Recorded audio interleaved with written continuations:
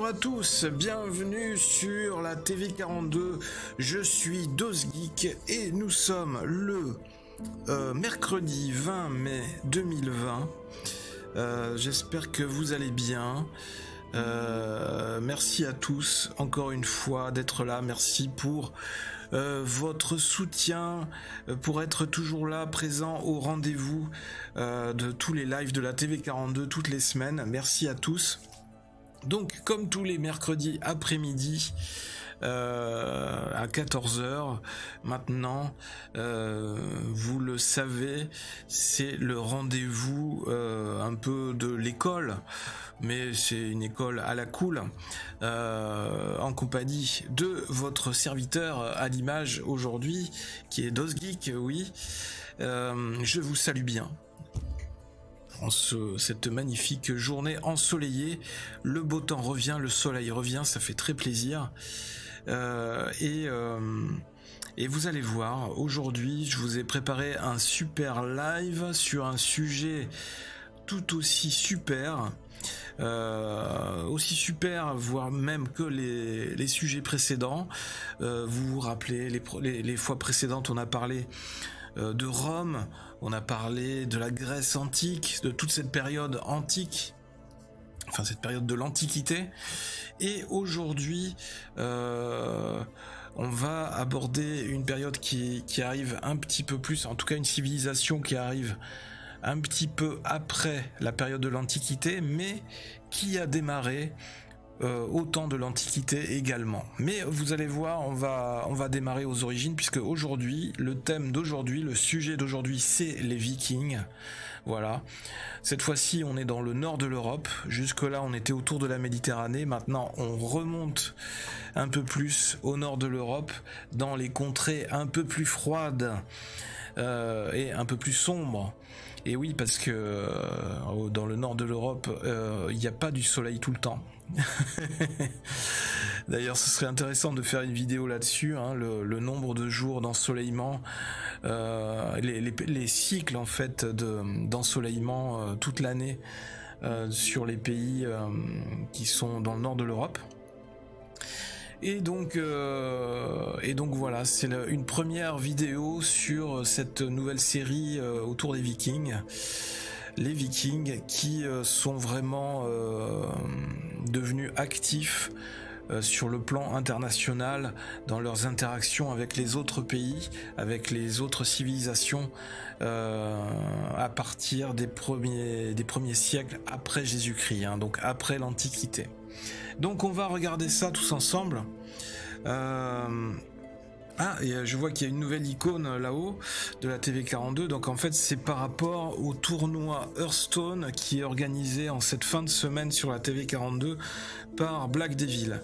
Donc je vous invite à consulter tous les renseignements sur le Discord de la TV42 pour éventuellement vous inscrire, participer à ce concours qui aura lieu ce dimanche.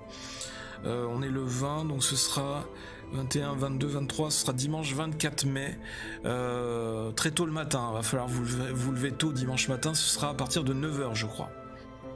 Et ce sera animé et encadré par notre cher comparse Black Devil sur la TV42. Donc il est possible effectivement que vous ayez cette icône Hearthstone, tournoi Hearthstone qui s'affiche de temps en temps à la place du logo TV42. Bien, on va passer en full cam dans le studio, dans mon fameux loft new-yorkais pour prendre le café. Donc bienvenue à tous, bienvenue à ceux qui arrivent sur la chaîne, sur le live. Je crois qu'on n'a pas beaucoup de monde pour démarrer, mais c'est pas grave, ça va arriver au fur et à mesure. Hop, voilà, on va faire comme ça. Et puis on va entamer ce nouveau live, ce nouveau sujet, petit à petit, en ce mercredi après-midi. Bien, j'espère que ça va pour vous, que tout se passe bien. Bon voilà, hein, le déconfinement est bien lancé, on va voir comment ça va évoluer. J'espère qu'il n'y aura pas de deuxième vague de contamination, de virus, tout ça. Le virus, lui, n'est pas mort, hein, il faut le rappeler, parce que j'ai l'impression qu'il y a beaucoup de personnes qui ont tendance à l'oublier. Avec le déconfinement, on a l'impression qu'on a ouvert les vannes à fond de tous les côtés, et il n'y a jamais eu autant de promeneurs que maintenant. Même avant le confinement, il n'y avait pas autant de promeneurs ou de gens dans les supermarchés, dans les grandes surfaces et dans les magasins. C'est très étrange.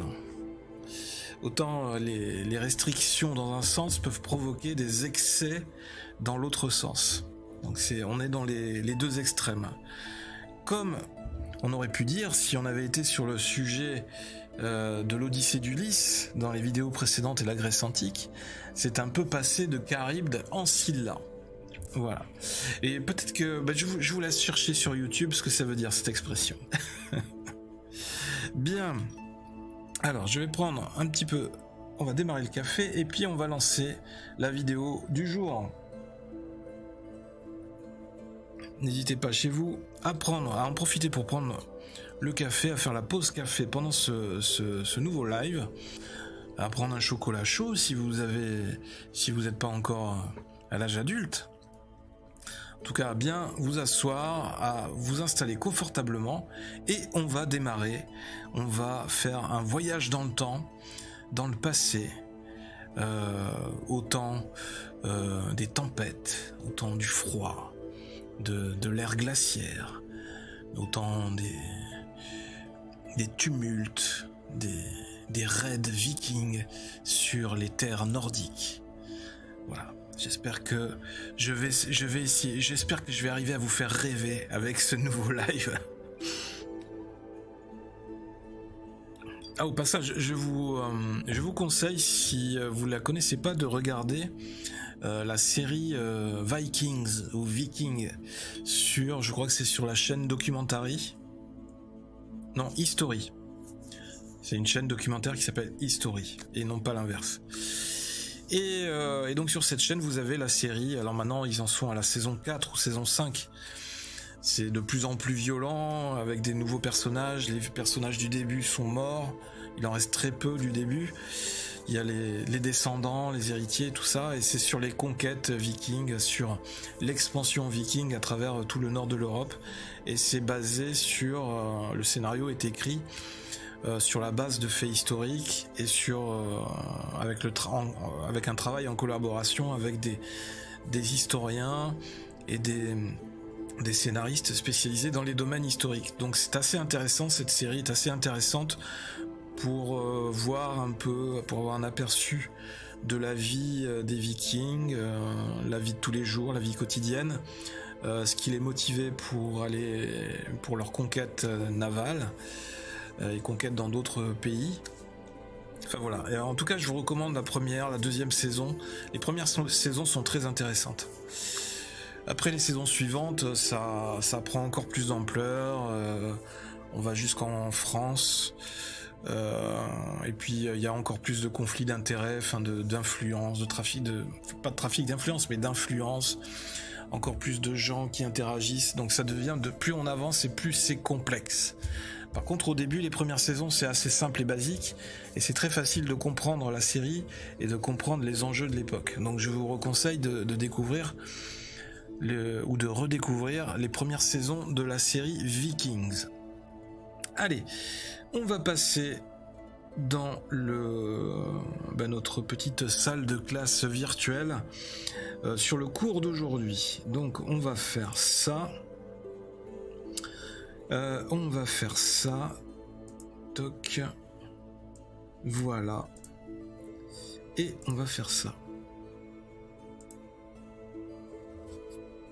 Voilà, donc nous sommes projetés de plein pied, comme ça, dans une fureur incroyable, en plein milieu des fjords nordiques, des fjords norvégiens même, je pourrais dire, avec un magnifique drakkar qui est en train de voguer vers l'inconnu. Alors n'hésitez pas si vous avez des questions à me les poser dans le chat ou à réagir, il n'y a pas de souci. On est là pour ça, c'est ça d'ailleurs l'intérêt du live. Et je rappelle au passage que toutes les vidéos live sont disponibles ensuite en replay sur la chaîne YouTube The Vault 42, la chaîne YouTube de la TV 42. Voilà, dans la rubrique vidéo éducative. Allez, c'est parti pour les Vikings, les origines des Vikings.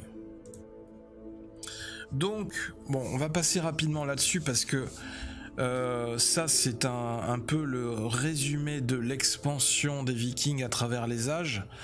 Mais je pense qu'on y reviendra à ces cartes lors des dernières vidéos, quand on sera à l'apogée de l'ère viking, puisque là aujourd'hui on va entamer les tout débuts, les origines, comment sont arrivés les Vikings dans le nord de l'Europe. Donc déjà sur ces plans on peut voir que la majorité de la civilisation viking est partie de Scandinavie, ou comme on appelait aussi, on lui donnait le nom de Normandie. Donc ils sont partis du nord de l'Europe pour rayonner un peu tout autour. On peut le voir sur la carte là-haut en orange, à travers les époques, dans les différents royaumes. Vous voyez qu'ils sont même, à la fin de l'ère viking, ils sont même allés jusque en Méditerranée et jusqu'en Terre Sainte, tout en bas là. C'était aux alentours de 1099 après Jésus-Christ. Mais au tout début, il faut revenir un peu plus haut. Donc effectivement, vous vous doutez que les premières terres conquises ou rencontrées par les Vikings étaient les terres les plus proches, donc notamment la Grande-Bretagne, l'Écosse, l'Irlande, le Danemark, les Pays-Bas, et puis ensuite les pays, les États baltes, on appelle ça, qui sont côté autour de la mer Baltique, près de la Russie. Et donc on peut voir sur la carte orange, encore une fois, que les peuples qui vivaient en Russie, on les appelait les Slaves. Et ça englobait plusieurs populations, plusieurs origines. Et puis après, on peut voir aussi une grosse flèche blanche qui part vers le nord, encore plus vers le nord, vers l'Islande, puisque effectivement, et puis après, certains ont poussé encore plus le délire jusqu'à aller explorer les terres inconnues d'Amérique avec le Vinland. Donc encore une fois vers la fin de l'ère viking.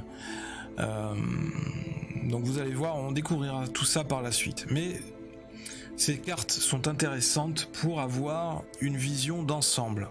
Comment le royaume, enfin c'était pas un royaume, c'était plein de petits royaumes. Comment cette civilisation viking s'est développée, s'est répandue à travers toute l'Europe et bien au-delà même. Allez, page suivante. Donc les ancêtres des Vikings. Qui étaient les ancêtres des Vikings? Alors, ça commence vers 10 000 avant Jésus-Christ. Comme on peut voir sur la carte tout là-haut, avec toute la surface blanche, on a une épaisse couche de glace qui recouvre le nord de l'Europe et qui va reculer lentement.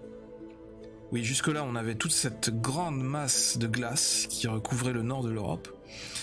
Et on appelait ça, c'était une sorte d'air glaciaire qu'on appelait la glaciation vistulienne.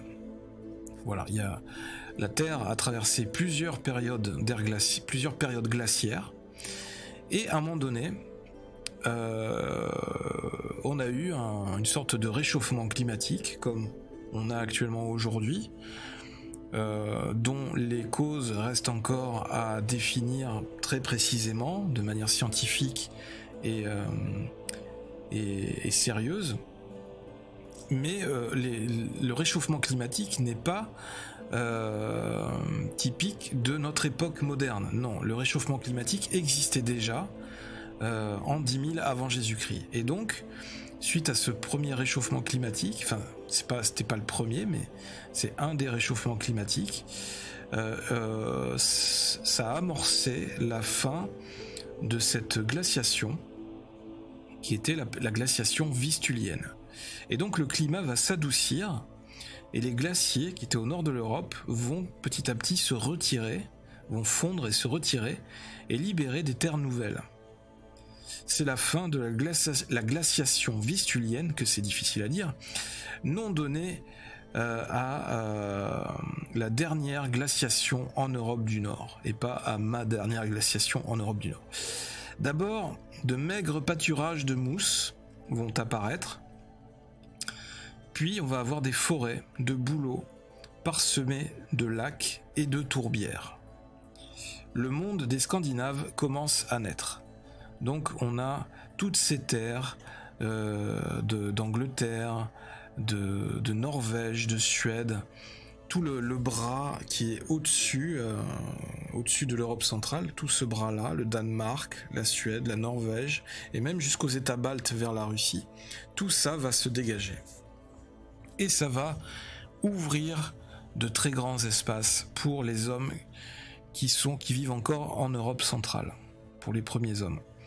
Et donc les premiers des Scandinaves partent donc de l'Allemagne du Nord, souvent, et du Danemark, qui sont déjà libérés des glaces et des eaux.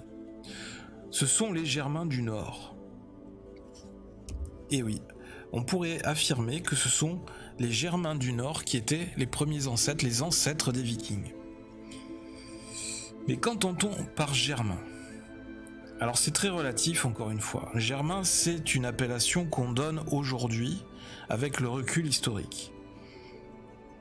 L'archéologie et la linguistique montrent en effet que dans l'Antiquité, la frontière culturelle entre Germains et Celtes était très floue, voire imaginaire.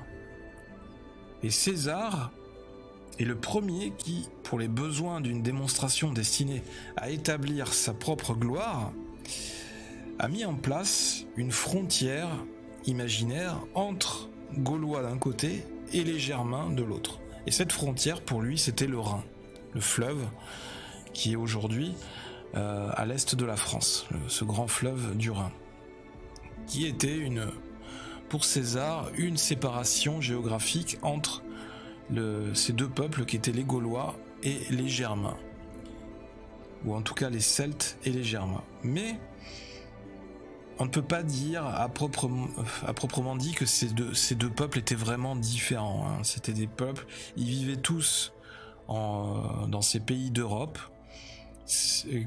dans cette même zone géographique, en opposition avec les peuples qui vivaient dans le sud de l'Europe, et notamment autour de la Méditerranée.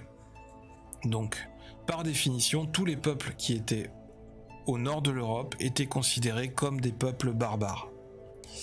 Donc, j'ai envie de dire, quand on parle de barbare, un barbare est un barbare n'a pas de couleur, n'a pas de frontières, n'a pas de limites, un barbare n'a pas de couleur politique.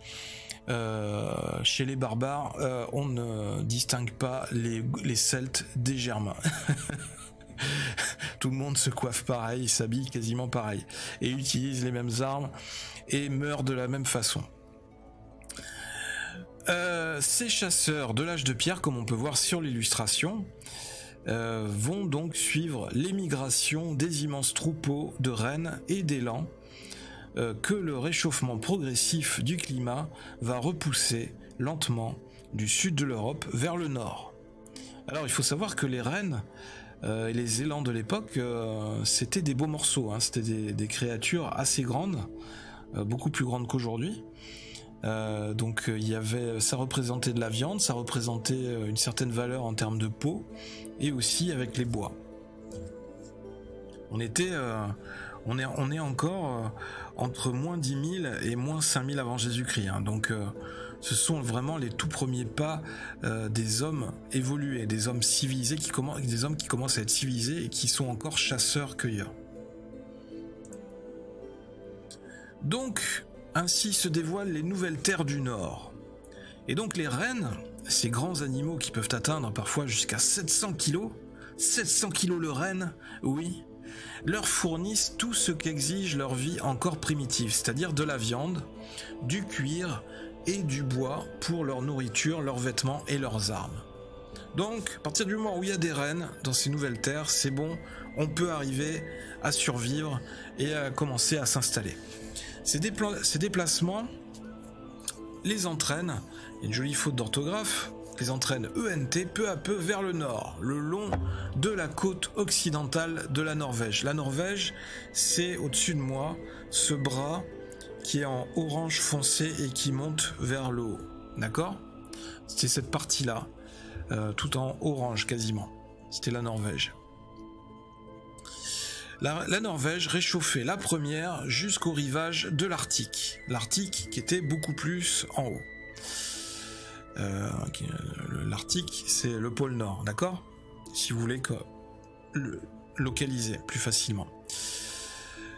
Au bord de l'eau, les chasseurs vont graver sur de grands rochers des élans et des rennes pour laisser une trace, pour raconter des histoires, des récits de chasse, raconter des histoires sur ce qu'ils faisaient, sur la vie qu'ils menaient sur place.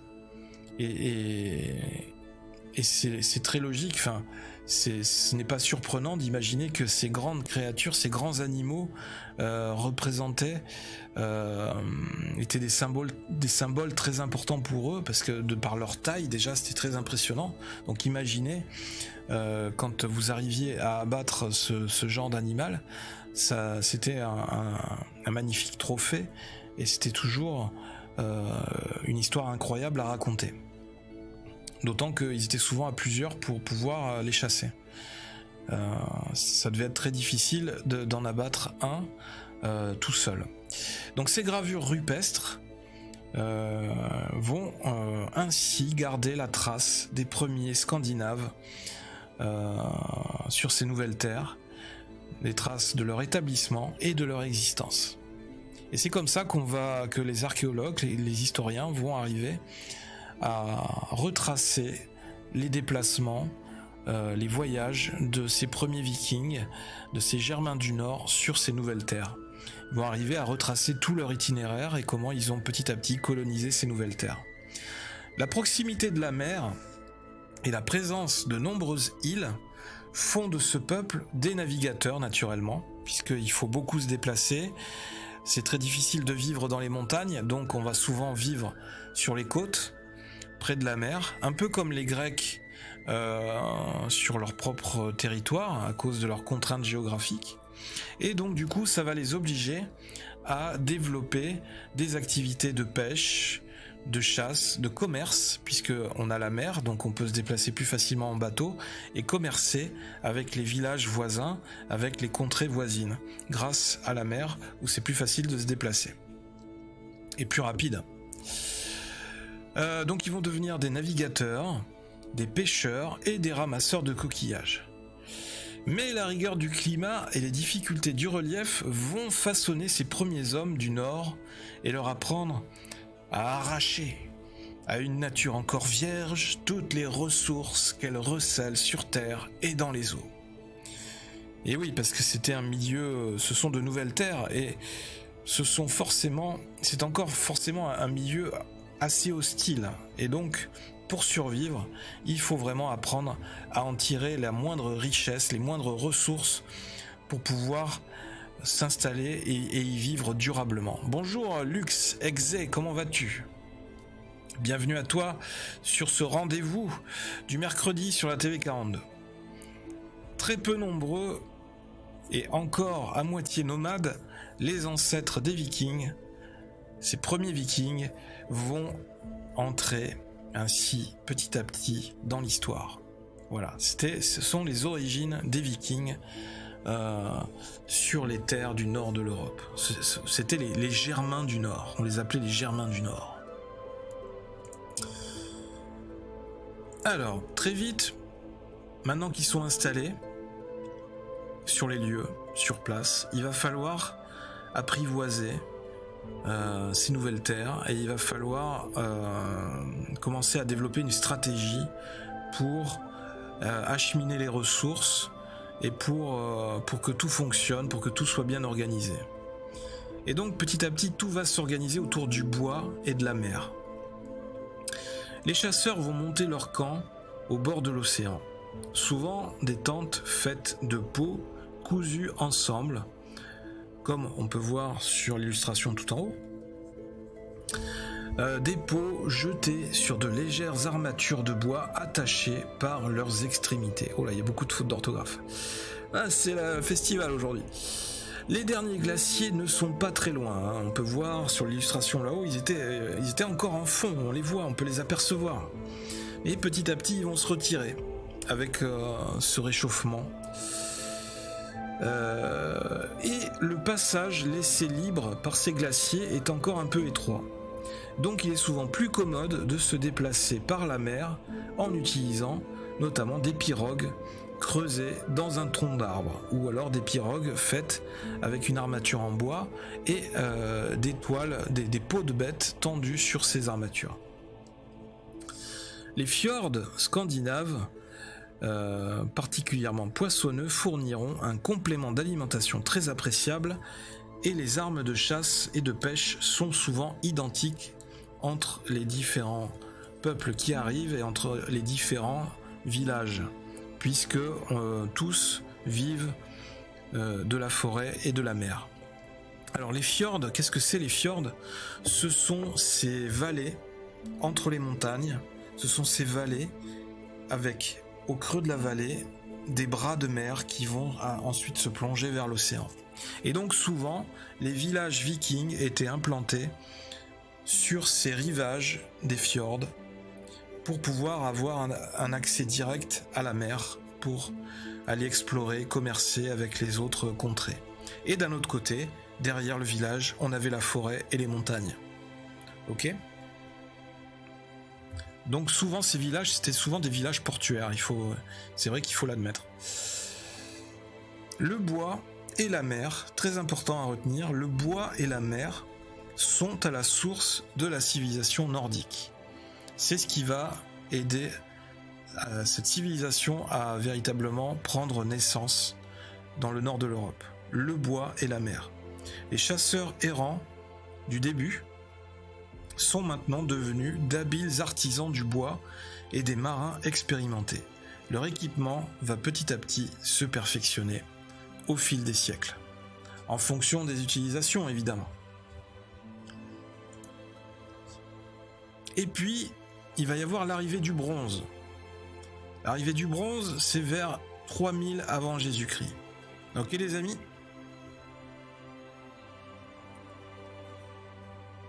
Vers 3000 avant Jésus-Christ, la méthode de la métallurgie du bronze va vraiment évoluer et donc elle va faire son apparition, permettant ainsi l'utilisation de nouveaux outils et de nouvelles armes. On est vraiment dans une ère de progrès technique. Voilà, on a un nouveau matériau, un nouveau procédé technique, et du coup, ça va déclencher un progrès technique.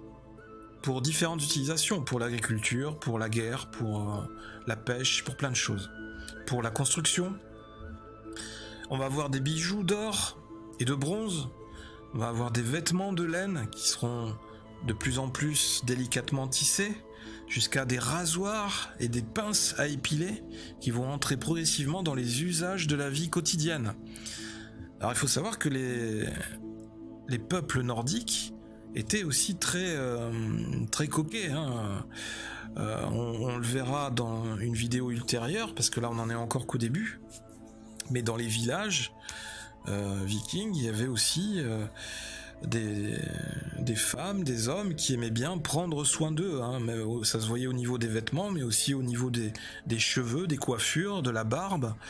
On aimait porter des accessoires, des décorations. C'était un peuple aussi très artisan, qui était très créatif au niveau des sculptures, de la sculpture du bois, sculpture des motifs. Donc c'est un peuple, une culture très riche.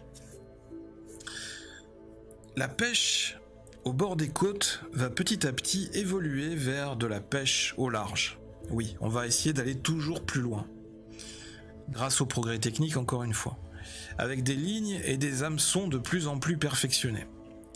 Et la chasse aux rennes, qui était pratiquée au tout début, eh bien elle va commencer à faire place à l'élevage de rennes pour faire de la viande, pour aider dans les champs, pour faire plein de choses. Et comme on peut voir sur l'illustration tout en haut, hein, on commence à passer à l'élevage. On met des troupeaux dans des parcs, voilà, et puis on essaye d'encourager les rennes, les animaux à se reproduire et à grossir la population petit à petit. Parce que ça va aussi avoir une valeur marchande. Tout est prétexte à avoir une valeur marchande pour pouvoir viabiliser, c'est-à-dire rendre vivable, pour pouvoir rentabiliser son installation sur place. Il faut trouver un moyen de faire rentrer de l'argent, ou en tout cas de pouvoir s'acheter à manger ou se procurer de l'alimentation, de quoi se nourrir et de quoi vivre sur place. Donc tous ces métiers, toutes ces tâches vont permettre à la vie de s'installer, à une activité de s'installer, à créer une véritable dynamique. Le temps des nomades est passé. C'est le temps des chasseurs et des pêcheurs, des paysans et des artisans forestiers. Là, à partir de 3000 avant Jésus-Christ, on commence à s'installer durablement sur ces terres qui étaient au début un peu hostiles. Et très impressionnantes, hein. Certains disaient, c'est de là d'ailleurs qu'est née la mythologie nordique avec tous ces dieux, mais c'était les lieux des géants. Regardez les montagnes en fond. Il faut savoir que voilà, les gens s'activaient, travaillaient quotidiennement avec ce magnifique paysage en arrière-plan. La population va augmenter de manière significative. Le creusement des troncs, les troncs d'arbres, va permettre de construire des pirogues en bois de plus en plus élaborées pour aller de plus en plus loin et de plus en plus nombreux. Voilà, on peut voir la construction d'une pirogue sur l'illustration derrière moi.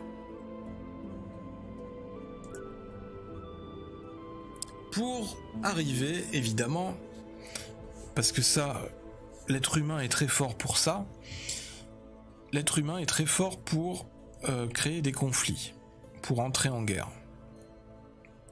Et donc, inévitablement, là où une civilisation s'installe, là où une activité commence, là où la vie s'installe, et quand il commence à y avoir beaucoup de personnes, beaucoup de points stratégiques, de lieux stratégiques, de lieux d'habitation, de population, eh bien, inévitablement, on a des conflits d'intérêts, on a des rivalités, et bien les premières batailles commencent à arriver. Et donc, ça c'est très important. La première bataille navale a pris naissance à partir de cette période-là, juste après moins 3000 avant Jésus-Christ. C'est-à-dire que quand les procédés de fabrication, de construction ont commencé à être mis en place, que les gens ont été installés, que la vie s'est installée, que des clans se sont formés, eh bien, il va commencer à y avoir des rivalités pour défendre son territoire, pour défendre son lieu de chasse de prédilection, c'est-à-dire le lieu où on aime bien aller chasser, défendre son territoire de pêche, enfin voilà, défendre ses richesses, parce qu'évidemment des villages qui sont moins bien dotés de richesses, de ressources naturelles vont vouloir ou n'auront pas forcément d'état d'âme et vont peut-être avoir envie d'aller attaquer le village voisin où il y a plus de richesses pour s'en emparer. Donc, tout ça pour dire qu'on va avoir différents rythmes d'évolution entre les populations. Et entre les villages, entre les zones géographiques. Bonjour Kevin, requin, bonjour. Bonjour professeur Doz, oui. Bonjour élève, va t'asseoir au fond de la classe, va rejoindre les autres. On n'est pas beaucoup aujourd'hui, c'est normal, il fait beau dehors, il y a du soleil. Tout le monde est dehors. Donc on va avoir différents rythmes d'évolution entre les populations. On va avoir des bûcherons, des charpentiers, des défricheurs, parce qu'il y a beaucoup de travail du bois dans la forêt, ou encore les nouveaux paysans dans leur progression qui vont se heurter aux anciennes populations de chasseurs dont ils font fuir progressivement le gibier et désorganisent complètement les territoires de chasse. Et oui, c'est l'histoire, c'est l'éternelle histoire de l'homme. C'est le conflit entre la chasse et l'agriculture et comment toutes ces activités peuvent arriver à vivre, à exister, à coexister sans nuire les unes aux autres. Ce qui va créer évidemment des conflits locaux avec ces chasseurs qui vont contre-attaquer sur l'élément qui leur est le plus favorable, la mer. Et donc c'est ce qui va donner naissance à cette première bataille navale, qui est représentée ici sur l'illustration derrière moi. Donc face aux pirogues grossièrement façonnées par des paysans forestiers, les chasseurs, eux, vont aligner des canoës légers en peau de bête, souvent des peaux de bœuf, facilement démontables et transportables, sur lesquels 4 ou 5 hommes évoluent avec aisance. Et donc cette première bataille navale, elle a été recensée à Aspeberget, qui se trouve au sud de l'actuelle frontière entre la Norvège et la Suède. On a des gravures sur rocher qui mettent en scène une de ces premières batailles navales et qui décrivaient la concurrence entre ces deux types de civilisations, entre deux types de progrès techniques. Donc les gravures sur rocher, on peut les voir juste au-dessus de moi, ce sont les dessins, les traits noirs sur fond blanc. Ce ne sont pas les dessins des bateaux, mais juste les dessins à l'encre noire qui étaient représentés sur ces gravures. Ça représentait ces bateaux. Les longs bateaux profilés en bois des paysans forestiers, souvent ornés à leur proue, c'est-à-dire le devant du bateau, souvent ornés de trophées de chasse, c'est-à-dire d'un crâne d'animal, plus nombreux, étaient vite débordés par ces petites embarcations plus légères et rapides des archers et des chasseurs. Évidemment, les archers et les chasseurs, eux, étaient habitués à être plus mobiles, à bouger, à être plus réactifs, à bouger plus rapidement, plus facilement, pour pouvoir s'adapter au gibier. Mais voilà, à chaque fois qu'il y a une guerre, eh bien en fait la guerre, le conflit, ces oppositions vont être le moteur, vont être le déclencheur pour passer au palier suivant de progrès techniques, pour développer encore de nouvelles techniques de construction de bateaux, de nouvelles technologies, d'armes, pour se défendre, se déplacer, etc. C'est toujours comme ça dans l'histoire humaine, la guerre, le conflit a toujours été un moyen de développer, de tester de nouveaux procédés techniques. Et d'inventer, évidemment. Mais malgré tous ces... Et puis malgré, je dirais même, dans la suite logique de tous ces conflits, de ces rivalités, il va aussi y avoir l'appel du large. À l'âge des métaux, entre 1800 et 300 avant Jésus-Christ, le travail du bois et les techniques nautiques vont permettre de préparer petit à petit de véritables flottilles capables de tenir la mer. Donc on retrouve à nouveau nos amis qui sont en train de fabriquer, de creuser le tronc d'arbre pour fabriquer une pirogue. Et donc le commerce d'outils, d'armes et de matières rares comme l'ambre, c'était une sorte de résine de pin qui se cristallisait et ça formait des sortes de pierres de résine dont on voyait à travers et qui étaient très rares et qui avaient de la valeur à l'époque. On en fabriquait des bijoux, des accessoires, etc. Et donc tous ces commerces, tout ce commerce d'outils, d'armes, de matières rares vont se développer sur des distances de plus en plus longues et notamment plusieurs centaines de kilomètres, ce qui va ouvrir la voie à bientôt des expéditions guerrières plus lointaines. Et donc les conflits qui naissent sur le sol scandinave, donc c'était la Scandinavie, c'était tout ce continent des Vikings, les conflits vont pousser bientôt les plus audacieux à chercher fortune ailleurs, au-delà des rivages familiers. Et oui, s'il y a un peu trop de résistance dans ce village ou dans ce peuple voisin, eh bien on va essayer d'aller explorer ailleurs pour voir s'il n'y a pas moyen d'aller chercher d'autres richesses dans des villages avec un peu moins de défense. Et donc à l'intérieur des terres, comme au-delà des mers, ces conflits préparent déjà les voies de la future expansion viking. Ce sont les conflits qui ont poussé toujours plus les Vikings à aller toujours plus loin, à aller explorer.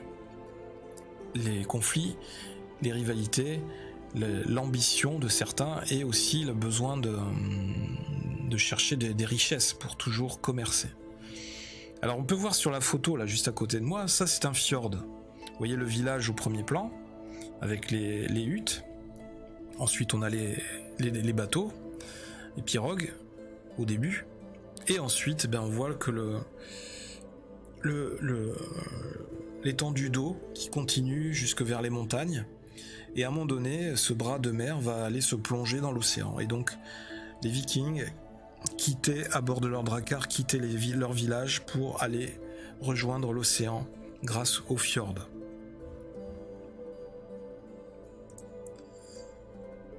Alors le bateau, comme on l'a vu, le bois et la mer tiennent une place très importante dans la culture viking, d'où la construction du drakkar. Évidemment le drakkar,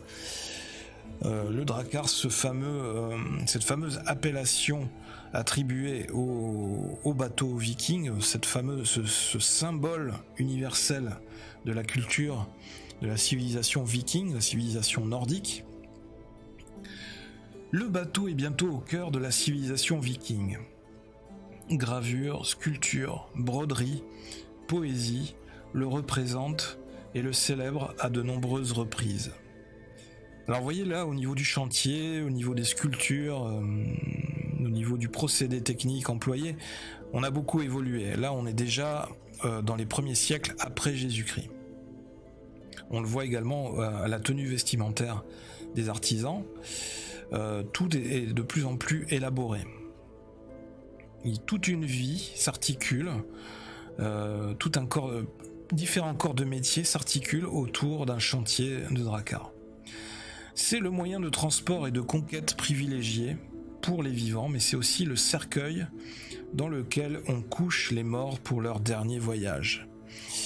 Et oui, puisque certains chefs renommés ou très estimés dans les villages ou dans les petits royaumes, à leur mort, étaient allongés dans un drakkar avec leurs richesses, leurs biens matériels. Le bateau était envoyé vers le large et au moyen de flèches enflammées, on mettait feu au drakkar avec son hôte de manière à l'enflammer et en fait ce drakkar devenait un véritable bûcher qui permettait de brûler le corps du défunt et de lui rendre un dernier hommage de manière assez somptueuse sur les eaux. Lorsque la mise au point du drakkar atteint la perfection entre le 6e et le 8e siècle après Jésus-Christ, commence alors l'expansion viking. Et oui, c'est un peu comme si on ouvrait la connexion internet, on donnait la connexion internet à tout un peuple, tout un continent. Là, on peut dire que la connexion internet, le débit internet, ça a été l'arrivée du drakkar. Toute cette technique du drakkar, ça a été un incroyable moyen pour cette population viking de se déplacer encore plus vite, d'aller chercher les richesses, d'aller chercher les informations, de communiquer avec les autres et d'explorer. Alors chez les peuples d'Europe, d'Afrique du Nord, d'Asie et même d'Amérique, les têtes de dragon placées à la proue du vaisseau, lorsque ceux-ci sont en mer, pour chasser les mauvais esprits, produisent la surprise et souvent l'épouvante. Le drakkar, ou plutôt Knorr ou Langskip, oui parce que le drakkar s'appelait pas comme ça, hein. On l'appelait plutôt le Knorr ou le Langskip dans la langue nordique, le vieux norrois. Donc le drakkar, grâce à sa construction robuste et légère, à sa propulsion associant la rame et la voile carrée, et grâce aussi à la science et à la hardiesse de ses navigateurs, c'est-à-dire qu'ils étaient courageux, ils n'avaient pas peur de partir en mer, ils étaient assez débrouillards, ils avaient cette science de la navigation, Ils savaient naviguer aux étoiles et aussi avec d'autres techniques, on en parlera par la suite. Eh bien, le Drakkar peut s'élancer pour de longues traversées, mettant sans doute moins d'un mois pour traverser l'Atlantique et donc explorer de nouvelles terres. Le terme Drakkar vient de Dreki, dragon, dans les langues européennes, les langues occidentales. Et le Drakkar, c'est lié à... C'est une prononciation française qui a été créée au 19e siècle pour donner un terme à ce bateau viking. Donc Drakkar, c'est l'appellation française pour le bateau viking. Sinon, on les appelait les Langskip ou les Knorr. C'était en fonction de leur utilisation. Mais on va y revenir par la suite. Alors, dans cette fabrication de Drakkar, il y avait une technique bien rodée. On l'a vu. Et donc ici, vous pouvez voir au-dessus de moi le fameux schéma descriptif de ce Drakkar, comment il était organisé, comment les Vikings étaient installés pour ramer. Et on avait le poste du navigateur à l'arrière avec le grand gouvernail, qui était assez immense. Et c'est un peu comme un grand canot, mais qui était organisé de manière redoutable et très efficace, puisqu'on pouvait organiser de longs voyages comme des raids très rapides, des voyages très courts et en très peu de temps, enfin, et mener des actions très rapides. Et ce bateau, le fait, sa coque particulière permettait d'accoster directement sur la plage sans risquer de l'abîmer. Et c'était vraiment l'outil idéal, une arme de guerre quasiment, hein. Aussi bien un moyen de transport, mais aussi une arme de guerre redoutable, parce que un moyen de transport, un peu comme un char d'assaut aujourd'hui, c'était pas un char d'assaut, c'était un bateau, mais il faut savoir qu'à l'époque, avoir un moyen de transport le plus rapide possible, c'était vraiment une arme stratégique redoutable. Et donc c'est l'abondance de bois en Scandinavie, chêne et pin, et la possession d'instruments de fer variés, avec un savoir-faire particulier développé au fil des siècles, qui vont favoriser une construction de plus en plus rapide de ces fameux Drakkar. Par exemple, sur un bateau, les bordages sont montés à clin, c'est-à-dire que chaque planche déborde légèrement sur la planche précédente, et ainsi de suite, et on va monter comme ça. Ces planches seront ensuite collées les unes aux autres avec des fibres végétales goudronnées. Cette technique originale permettait d'obtenir une coque souple et étanche, très résistante, ce qui va faciliter considérablement la manœuvre de ce genre de bateau. Alors c'est vraiment incroyable, hein, quand on voit la forme du bateau, regardez ces formes arrondies, comment ils arrivaient à travailler le bois et à le déformer pour arriver à ce genre de structure très souple et aussi très esthétique, hein. C'est très joli, ce sont des très beaux bateaux à regarder.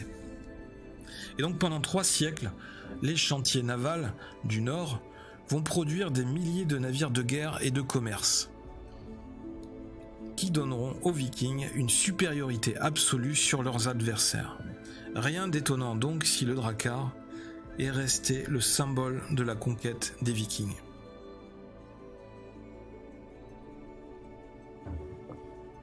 Allez, page suivante.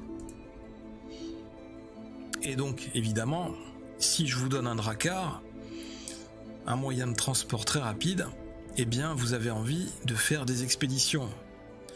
Et donc, nous voici au moment à la phase de l'expédition. Donc, l'expédition. Imaginons cette scène. Le Drakkar est au mouillage, sur le rivage, maintenu près du rivage par ces lourdes ancres qu'un marin lève. Les Vikings montent à bord avec leurs armes et leurs boucliers qu'ils accrochent sur le dernier bordage. C'est la bande rouge que vous voyez tout le long du bateau. Ils ajustent les longs avirons en bois de pin, une vingtaine environ, puis s'installent sur les coffres de marins. Oui, parce que les coffres servait à la fois pour stocker les vêtements, les affaires, les effets personnels, mais servait aussi de siège. Et ils n'étaient pas cons. Tout était calculé, tout était réfléchi. Et oui, puisqu'on est en milieu, on n'a pas beaucoup d'espace, donc il faut bien réfléchir, il faut que tout soit bien organisé. Et évidemment, au milieu, autour du mât, on avait ces deux sortes de petits mâts en T qu'on voit là sur la photo, qui servaient de support pour poser les avirons, et ensuite à tendre une grande toile qui permettait de mettre une tente pour pouvoir s'abriter en cas de tempête ou pour dormir la nuit. Les trous de nage aménagés pour le passage des avirons, donc ces petits trous tout le long de la coque, sont munis de bouchons pour les obturer en haute mer quand on n'a plus besoin des rames. Et donc, quand on a besoin d'aller vite pour un raid, on va utiliser les rames pour se déplacer sur les fleuves, sur les rivières. Mais quand on est en haute mer, on va utiliser la voile carrée et on n'a plus besoin des rames. Et donc le mât de chêne, qui se trouve au centre du bateau, est dressé. Puis la grande voile sera hissée sur ce mât. L'expédition est prête à partir. Et en général, une expédition, elle se menait à plusieurs bateaux. C'est toujours mieux quand on est plusieurs. Ça permet d'emmener plus de monde et après, évidemment, de ramener plus de richesses. Voilà, ainsi prend fin cette première session sur les Vikings, les origines des Vikings, comment ce peuple est arrivé sur ces terres incroyables, dans ces magnifiques fjords. Regardez-moi ça sur la photo, comment c'est impressionnant d'être au pied de ces montagnes, ces montagnes incroyables, ces montagnes géantes, ces montagnes impressionnantes. Et donc, je vous propose, avant de passer à un petit quiz, avant de passer à des questions pour s'amuser, je vous propose qu'on regarde quelques vidéos que je vous ai préparées. Donc on va couper la musique. Toc, voilà. Et on va regarder une première vidéo. Alors évidemment, ça ne s'est pas mis à jour. Voilà, comme ça. Toc. On va regarder une première vidéo. Ce sont souvent des vidéos de chercheurs ou d'historiens qui se sont amusés à faire des reconstitutions historiques. Et donc là, en l'occurrence, c'est la reconstitution du village viking de Rib au Danemark. Et donc ça va permettre de voir un peu comment s'articulait la vie quotidienne. Voilà, et c'est filmé, je pense, par un touriste qui était là, qui visitait le pays, qui visitait le lieu. Alors la vidéo fait 18 minutes, on va pas regarder l'intégralité de la vidéo, on va juste regarder quelques séquences. Allez, c'est parti. Bonjour, aujourd'hui nous sommes donc à Rib, comme c'était le cas hier. Par contre nous sommes au village viking. Alors nous avons fait le tour auparavant et maintenant j'ai envie de faire le tour avec vous parce que franchement c'est intéressant. Je sais pas très bien ce que ça va donner, comme d'habitude. Vous savez bien que toutes mes vidéos sont faites d'un seul trait, sans jamais faire de répétition. Et en plus, le site est suffisamment grand pour que... Alors c'est intéressant parce que là, on peut voir la forme significative de ces grandes maisons en bois. Encore une fois, on retrouve le bois. Et si vous pouvez voir au niveau du toit, le toit de ces maisons faisait penser à la forme de la coque des bateaux. Donc, encore une fois, une culture qui est très cohérente, hein. On retrouve toujours les mêmes formes, que ce soit dans un sens ou dans un autre, avec toujours ce lien avec la nature, cette référence à la nature, puisqu'on le voit sur le toit, au niveau du faîtage, les deux supports, les deux chevrons qui se croisent. On a des têtes d'animaux mythologiques qui sont fixés en haut du faîtage. Donc on va avancer un peu pour voir un peu plus du village. Pas des gens qui habitent, ce ne sont pas des gens qui sont autochtones, ce sont des gens qui viennent profiter du site pour pouvoir passer leurs vacances. Alors c'est assez original, faut avouer, venir passer ses vacances, mais bon, pourquoi pas. Hein, donc effectivement, passion, apparemment, ce sont on peut aller visiter ce village et y passer une semaine, 2 semaines de vacances et se replonger dans le bain dans l'époque, dans la vie d'un village viking. Alors je vais couper, puis on va marcher un peu sur le chemin. Et puis avec les vêtements de l'époque et tout. Donc là, nous rentrons dans le village à proprement parler. Donc là, ce sont des gens qui habitent ici. Donc vous voyez, cette fois, les toitures sont en chaume. Par contre, les structures sont toujours en bois, puisqu'en fait, tout est en bois ici. Et tout est construit de façon à ce que on puisse imaginer comment vivaient les Vikings à l'époque. Et ce qui est intéressant par rapport à l'année dernière, c'était quand on était allé à Belfort, chez mon ami Raphaël, on avait découvert un petit peu ce que c'était que les Vikings. Mais là, on voit vraiment les constructions telles qu'elles sont, les palissades, les toits de chaume. Là-bas, au fond, l'église. Donc, et puis, on va avoir après... Et la borne là, 4G. C'est un peu glissant. Mais puisque vous voyez, alors effectivement une église, mais au début c'était considéré comme des païens, mais après ils ont été christianisés. Et donc en fait, il y a le ponton est fait de façon à ce que on puisse faire rouler des tonneaux, mais que les tonneaux ne s'en aillent pas à l'autre bout d'un seul coup. C'est pas plat, c'est sous forme de vagues. Puis donc ensuite on arrive au fameux bateau que nous connaissons tous. Les barques en forme de drakkar à fond plat qui ont permis aux Vikings d'aller à l'autre bout de la planète, hein, puisque en fait à partir de Ribes ils ont envahi les Vikings de Ribes ont trouvé le moyen d'envahir jusqu'à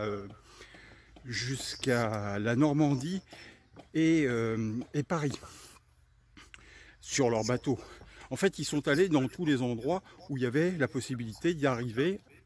Alors là, c'est intéressant parce que cette partie-là qu'on a vue, ça doit être le quai ou la zone portuaire du village qui permettait aux villageois d'acheminer les marchandises, les tonneaux, tout ça, vers les bateaux pour ensuite prendre le large et rejoindre les routes maritimes. Et inversement, quand on amenait des richesses par bateau, on les ramenait par le port, on transitait par ce petit port, ce petit embarcadère vers le village. Donc on va aller un peu plus loin. Ça doit être la zone de culture. Ils sont là, mais par centaines. Et on voit très bien, vous voyez les petits murets qu'il y a ici, ça fait des espèces d'enclos. Et ensuite, ils s'installent sur les enclos autour. Et ils sont là par centaines. Et c'est un site qui est énorme, donc oui, alors ça, ce sont les visiteurs qui viennent vivre sur place. Bien, il y en a partout. Et vous voyez là-bas au fond. Donc ils vivent dans des tentes, ils viennent camper. Les maisons qui sont au fond là-bas, ben, c'est pareil, hein, c'est la suite.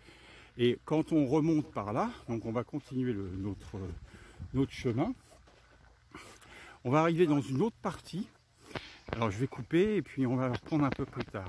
Ouais. Donc voilà, on arrive dans l'autre partie. Alors vous voyez à nouveau plein de maisons. Donc ça c'était les maisons des gens des autochtones. On vient de quitter donc les maisons en toile qui étaient donc les voyageurs.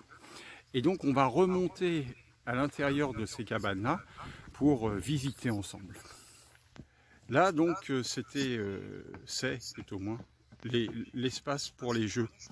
Mais je ne sais plus à quelle heure c'est, alors on va attendre. Si jamais ça revient, on fera éventuellement une sorte de petit amphithéâtre en donc, bois. Donc les maisons pour avec les toiture de chaume. Et puis vous voyez, ça pousse, la végétation pousse dessus. Donc nous n'avons strictement rien inventé, n'est-ce pas? Donc ensuite on rentre à l'intérieur d'une maison.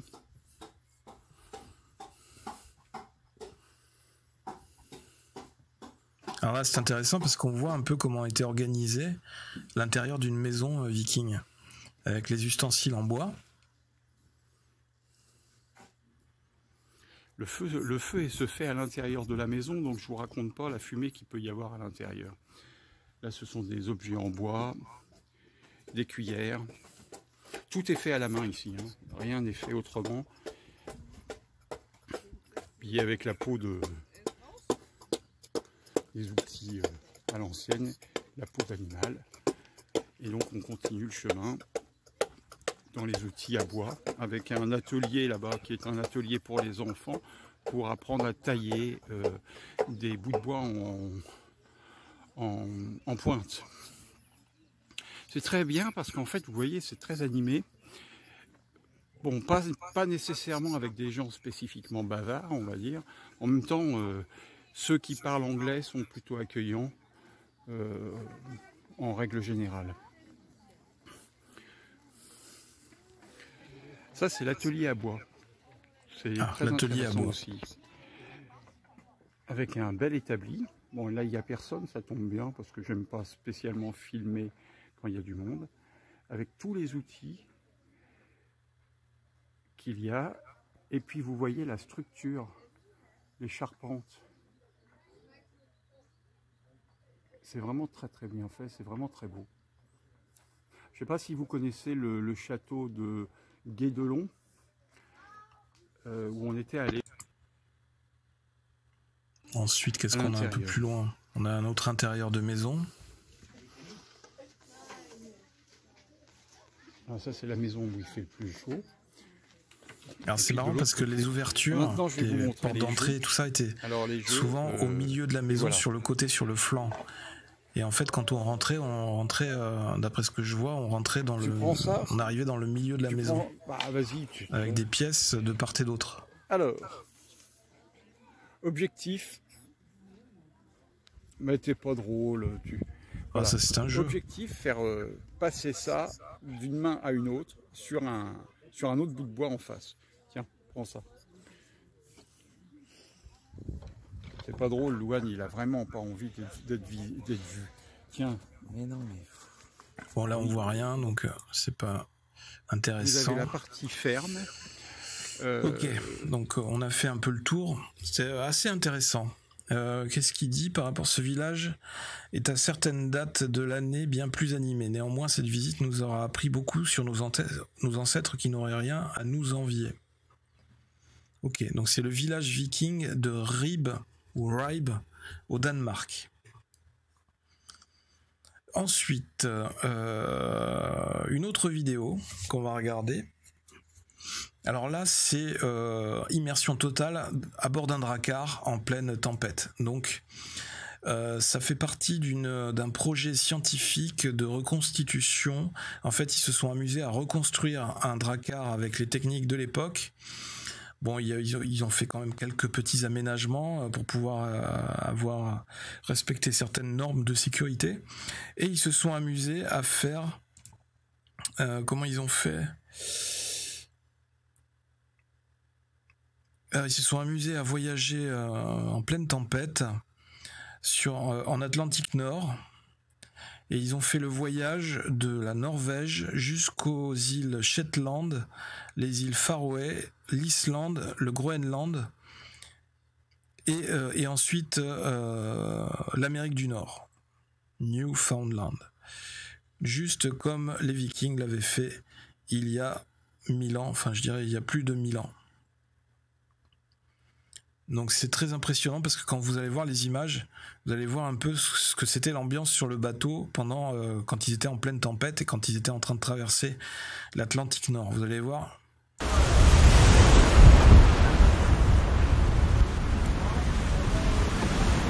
C'est le projet Drakkar.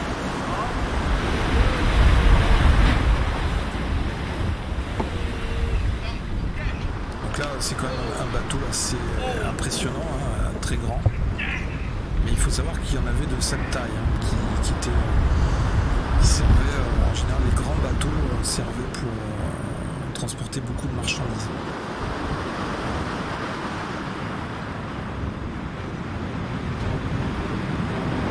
Donc on voit le grand gouvernail,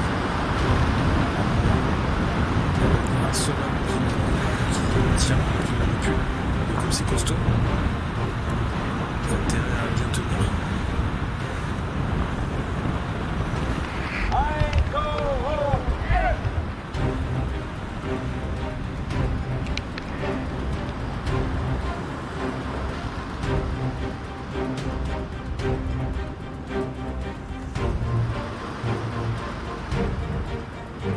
C'est impressionnant, hein, ça, il y a des gros creux et c'est impressionnant de voir comment ce bateau assez immense, tout en bois, finalement se comporte très bien. Hein. Il est très résistant et il supporte bien les assauts de la mer. Regardez-moi ça comment ça penche. C'était costaud.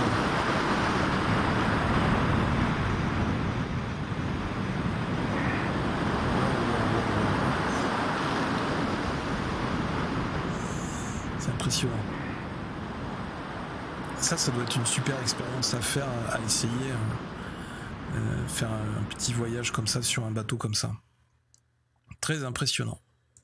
Donc c'était le projet Draken, D-R-A-K-E-N, si vous voulez regarder sur YouTube.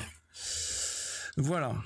Bien, donc on va retourner, on va revenir.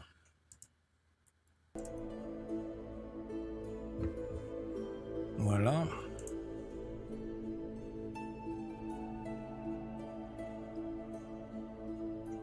Salut Black Devil. Ah mais il y a du monde. Ah c'est Black Devil, j'avais pas vu. C'est Black Devil qui a lancé un raid. Bienvenue à vous sur la TV 42. Merci pour le raid Black Devil. Alors on va continuer, on va revenir à la suite de notre cours. Alors vous tombez bien parce que maintenant on va faire un quiz. Vous arrivez pour le quiz sur les Vikings. Alors première question. Évidemment vous auriez dû être là pendant la première partie de la vidéo parce que vous auriez les éléments pour répondre au quiz. Mais là vous allez être obligé de le faire en aveugle. Bien fait pour vous, ça vous apprendra. Allez. Première question. Qui sont les ancêtres des Vikings, comme on a dit au début de la vidéo? Est-ce que ce sont les Inuits? Est-ce que ce sont les Slaves? Est-ce que ce sont les Germains du Nord? Ou est-ce que ce sont les guerriers Maasai? Je vous donne 3 secondes pour répondre. Le premier à répondre dans le chat aura tout mon respect. Je l'ai dit ça en début de vidéo, je l'ai dit qui c'était.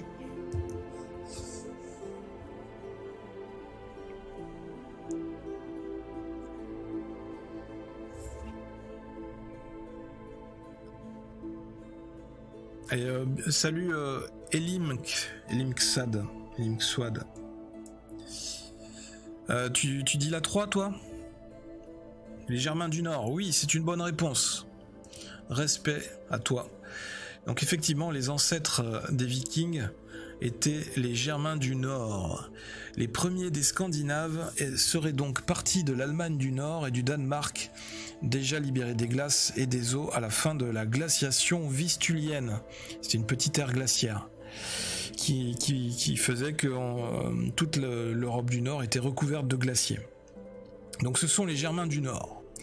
Mais selon une récente étude universitaire suédoise sur l'ADN des habitants de la partie ouest de la Norvège moderne, on aurait découvert qu'une partie des Scandinaves aurait plutôt un matériel génétique proche des anciens habitants du nord de la Russie et des pays baltes. Donc voilà, tous ces pays baltes, ce sont ces pays, ces états là qui sont représentés sur la carte.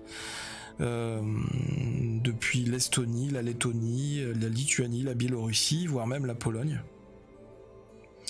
Et donc contrairement aux autres peuples germaniques de l'Europe plus méridionale, ils sont restés païens jusqu'à la première moitié du Xe siècle. C'est l'une des raisons pour lesquelles ils se dégagent des textes européens du Moyen-Âge, principalement du 9e et au 11e siècle, une image négative de leur action. Ils étaient considérés comme des bêtes, comme des païens, des incroyants. Ils étaient réduits à des actes de piraterie et de pillage, caractérisés par la violence de leurs raids et leur barbarie païenne. Le mot viking est attesté en français au 19e siècle. Il est apparu seulement au 19e siècle. Auparavant, on les appelait autrement. les pirates, les Normands, c'est très difficile encore à définir. Et donc aujourd'hui le terme viking depuis le 19e siècle définit au sens moderne du terme un guerrier, un explorateur originaire de Scandinavie. Le mot viking serait véritablement apparu en vieux norrois après l'avoir emprunté au vieil anglais à partir du 9e siècle après Jésus-Christ. Voilà. Donc à partir du 9e siècle après Jésus-Christ, on commence à les appeler vikings.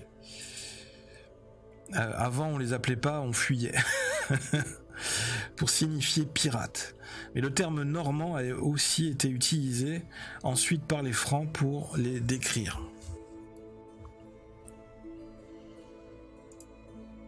Comment appelait-on le fameux bateau viking? Un drakkar, une trière, une pirogue, un zodiac? Alors là je peux pas vous aider, hein. je peux pas vous aider plus.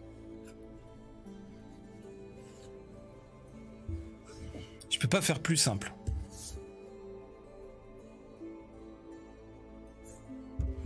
Facile, oui. La 1, et oui, c'est encore une fois, c'est Elim qui a répondu en premier, c'est un drakkar. Effectivement. Même si drakkar, c'est pareil, c'est arrivé très tardivement le terme drakkar, parce qu'on les appelait autrement, donc on va voir tout ça. Pour clarifier, il existe deux familles principales de navires, les langskip qui sont des navires de guerre et les kaupskip qui sont des navires de commerce. Les langskip ont pour point commun d'être pontés et d'avoir un important équipage de rameurs. Ils n'ont pas de place pour le stockage des marchandises. Ils se déplacent indifféremment à la voile et ou à l'aviron. Ce sont des transports de troupes capables de remonter les rivières. Selon leur taille, ils portent différents noms, des carves, des snekia ou des dreki. Ensuite, on a les kaupskip, donc ces fameux drakkars de commerce, ces bateaux de commerce qui sont des navires de commerce. Ils se déplacent à la voile et disposent d'un équipage réduit. Ils sont capables de naviguer en haute mer, ils ne sont pas pontés et leur cale est dite ouverte, comme on a vu sur les images. Le navire de ce type découvert à Skuldelev avait une capacité, je crois que c'est en Suède, avait une capacité de charge de 16 tonnes. Depuis, des épaves de plusieurs autres navires de commerce ont été découvertes et selon leur taille, on les nomme Birding ou Knorr. Les navires qui rejoignaient l'Islande étaient principalement des navires de commerce conçus pour la haute mer, c'est-à-dire des Knorr. Les premières découvertes de navires vikings à Gokstad en 1880 et à Osberg en 1904 ont amené les archéologues à la conclusion que les vikings étaient des commerçants de produits de luxe. En effet, ces deux navires pontés qui avaient des équipages nombreux laissaient très peu de place pour embarquer des marchandises. Or, comme il était de notoriété publique que les vikings étaient avant tout des commerçants, les archéologues sont arrivés à la conclusion qu'avec des navires aussi mal conçus, les commerçants étaient obligés d'embarquer des marchandises peu encombrantes, mais à forte valeur ajoutée pour rentabiliser leur voyage, donc forcément des marchandises de luxe. Depuis les fouilles de 1962, nous avons la preuve qu'à côté des bateaux guerriers, les vikings disposaient aussi de bateaux de charge capables d'embarquer des cargaisons de plusieurs tonnes. Et je pense que c'était le type de bateau qu'on a vu dans la vidéo juste avant. Faut que j'y aille à plus tout le monde et merci pour ce live très intéressant. Merci Kevin, à la prochaine. Merci d'être passé. Question suivante, quelle est la source de la civilisation nordique? Est-ce que elle est basée sur la bière et les femmes? Est-ce qu'elle est basée sur du pain et des jeux? Est-ce qu'elle est basée sur la glace et le froid? Ou est-ce qu'elle est basée sur le bois et la mer? À votre avis? J'ai envie de dire, on pourrait presque dire toutes les réponses. Mais il y en a quand même une qui passe avant toutes, qui est quand même à retenir. Salut Killers. Donc Elim qui nous dit la 2, et non, ce n'est pas la bonne réponse, ce n'est pas la 2. Allez, je vous donne encore 3 secondes. 3, 2, 1. Et la bonne réponse est le bois et la mer. Et oui, le bois et la mer, c'était la réponse 4, je ne sais plus. Tu as répondu trop tard, Elim. Oui, c'était la réponse 4. Le bois et la mer. Effectivement, la proximité de la mer et la présence de nombreuses îles font de ce peuple des navigateurs, des pêcheurs et des ramasseurs de coquillages au tout début. Et le bois et la mer sont à la source de la civilisation nordique. Les chasseurs errants vont devenir d'habiles artisans du bois et des marins expérimentés. Leur équipement va se perfectionner au fil des années et des siècles. Ils vivaient à cheval entre les forêts et la mer. D'où la fabrication de ces bateaux en bois qui leur a permis de se développer. Allez, question suivante. En dehors de la navigation et du commerce, quelle était l'autre utilisation du drakkar? Est-ce qu'il servait à faire sécher les vêtements? Est-ce qu'il servait à décorer la plage? Est-ce qu'il servait à attirer les touristes? Est-ce qu'il servait à honorer les défunts? Alors, encore une fois, j'ai envie de dire, les 4 propositions pourraient très bien aller. Mais on va en retenir une qui est plus importante que les autres, effectivement, et c'est Elim qui a la bonne réponse. C'est la réponse 4, effectivement. Le drakkar pouvait servir à honorer les défunts. Effectivement. En 1880, on a donc trouvé dans un tumulus, c'est-à-dire une tombe assez gigantesque, de près de 50 mètres de diamètre, située à Gokstad, sur la rive du fjord d'Oslo, en Norvège, un drakkar parfaitement conservé. Il avait été enterré là. Long de 23 mètres, large de 5 mètres, avec une hauteur de cale de 2 mètres, il a été récemment daté des années 830 après Jésus-Christ par une technique qui s'appelle la dendrochronologie. Et donc en 1933, on en trouve un autre drakkar à Askekær en Suède.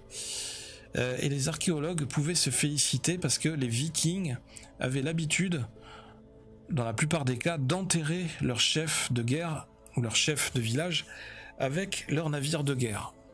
Donc ils les brûlaient pas systématiquement, des fois ils les enterraient aussi, ils enterraient le bateau avec le chef. Donc il y avait, ce qui nous laisse imaginer qu'il y avait 2 types de rituels. Il y avait d'un côté le tumulus, c'est-à-dire le rite impliquait l'utilisation d'un bateau tombe. Le défunt était placé dans un véritable bateau, dans un bateau de pierre, c'est-à-dire qu'on disposait les pierres en forme de bateau autour de lui, accompagné de dépôts funéraires, voire d'esclaves qui étaient sacrifiés en accord avec son statut, et l'ensemble était ensuite recouvert de terre et de pierre afin de créer un tumulus. Et la deuxième option, c'était la crémation, c'est-à-dire on brûlait le corps du défunt avec tout son mobilier funéraire, soit sur un bûcher, soit à bord de son bateau, auquel on mettait un feu, on mettait le feu lorsqu'il s'agissait d'un grand chef. Et souvent même ça pouvait arriver que, encore une fois, ses esclaves et même sa femme, son épouse, soient mises sur le bateau auquel on allait mettre feu. On a cette citation tirée d'une saga qui disait « Odin prescrivit, Odin le fameux dieu des Vikings, Odin prescrivit ainsi d'incinérer tous les morts et de transporter leurs biens sur le bûcher. Il déclara que chacun arriverait au Valhalla, le paradis des Vikings, avec les richesses qui avaient été placées à ses côtés sur le bûcher, et qu'il jouerait aussi des trésors qu'il aurait lui-même enfouis dans la terre. Il enjoignit de disperser les cendres en mer ou de les enterrer. » Tiré de la saga des Ynglingar. Donc effectivement, ce bateau tombe, ce bateau bûcher permettait ainsi d'incinérer le défunt et en même temps, par la même occasion, j'aime pas dire en même temps, ça fait penser à Emmanuel Macron, mais je dirais par la même occasion, de répandre les cendres du défunt en mer. Et donc de respecter ce rituel. Allez, question suivante. Comment appelait-on certains chefs vikings? Est-ce qu'on les appelait le chef viking, est-ce qu'on l'appelait le boss, le Knut, le Vik ou le Jarl? Cinquième proposition, on pourrait dire aussi le Ikea.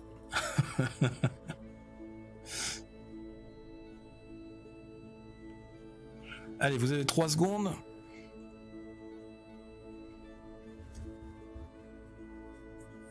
3, 2, 1.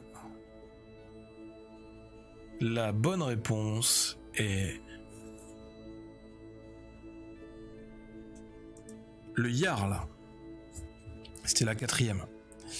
Donc en langue scandinave, c'est l'équivalent d'un comte. Voilà. Parmi les différents jarls de Scandinavie, on peut notamment citer les jarls de Lade en Norvège et les jarls des Orcades en Écosse. En Normandie, on a le chef viking Rollon le Marcheur de 911 à 927 après Jésus-Christ et ses successeurs Guillaume Longue-Épée 927 à 942 après Jésus-Christ et Richard sans peur 942 à 996 qui portèrent le titre de Jarl des Normands. Donc même après l'ère des Vikings, on a certains nobles, certains chefs de territoire en France qui avaient des origines normandes et donc qui continuaient à se faire appeler Jarl. C'était une de ces traditions héritées de la culture viking et des colonisateurs normands ou vikings. Ça dépend comment vous préférez les appeler. Un autre exemple se trouve en Sicile normande, et oui, puisqu'ils sont même allés jusqu'en Italie, avec le Jarl Roger, qu'on appelle aussi Roger Ier de Sicile. Certains récits avancent, même sans être sûrs, c'est pas confirmé, que le Jarl avait des droits sur les esclaves et le partage des butins de pillage, ainsi qu'un rôle dans certaines cérémonies comme le mariage. Et oui, puisque c'était en quelque sorte le chef du village ou le chef de clan, donc c'est normal, c'est un peu logique que ce soit lui qui... avant la christianisation, que ce soit lui qui soit là pour officialiser le mariage ou le lien entre le mari et la femme. Allez, question... c'était la dernière question, dis donc. Incroyable. Et bien voilà, ainsi prend fin cette première vidéo sur la série des Vikings. Donc j'espère que ça vous a plu, que c'était intéressant, que vous avez appris des choses sur cette culture incroyable, sur cette richesse du nord de l'Europe. Et je pense même que il y en a parmi nous, certains d'entre nous ont des ancêtres vikings. Enfin voilà, c'est très intéressant de voir ces différences de civilisation. Auparavant on était sur la Rome antique, on était sur la Grèce antique. Là maintenant on est un peu plus sur le nord de l'Europe. Tu faisais pas des streams Hearthstone avant? Non, pas du tout. Non, je n'ai jamais fait Hearthstone. Et non, je suis peut-être un sosie. Et donc tiens, on va revenir en full cam. Hop. On va faire ça. Voilà. Et de retour, voilà, dans mon loft. Donc les amis, j'espère que vous avez passé un bon moment en ma compagnie, que vous avez passé un bon début d'après-midi. C'était la première vidéo de cette série sur les Vikings. Je pense que la semaine prochaine on va continuer encore sur les Vikings, il y a encore beaucoup de choses à voir et notamment les conquêtes, le mode de vie de ces vikings dans cette fameuse ère viking. Là on était encore qu'au début, hein, donc et c'était très intéressant parce que beaucoup de gens ne connaissent pas les origines des vikings. On sait tous de près ou de loin ce que c'est un viking, etc. On a tous ces images en tête de la série télé, des films hollywoodiens, et notamment le film Les Vikings avec Kirk Douglas qui joue un viking borgne.